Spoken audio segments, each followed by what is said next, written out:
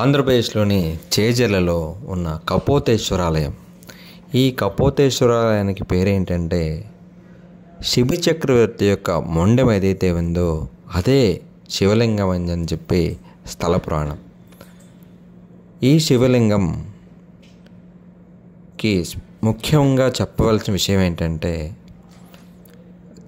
తెల్లవారుజామున గుడి తెరవగానే ఒక రకమైన అంటే మనిషి పళ్ళు తోముకోకుండా ఉదయాన్నే లేచి ఎలా అయితే వాసన అనేది వస్తుందో అదేవిధంగా అక్కడ ఉన్న లింగం నుంచి కూడా అలాంటి వాసన వస్తుందని చెప్పి ఇక్కడ పూజారులను చెప్పున్నారు.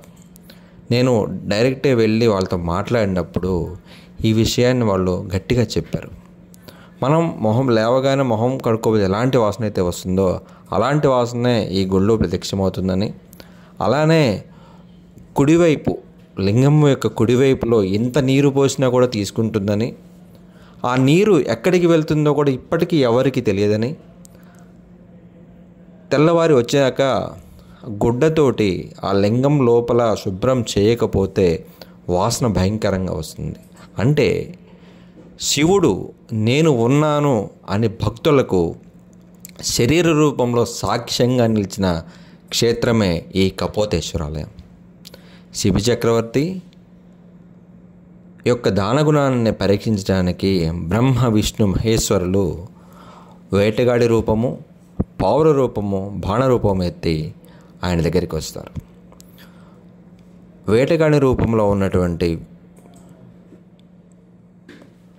శివుడు శిబి చక్రవర్తిని శరణు వేడగా అభయం ఇచ్చాడు.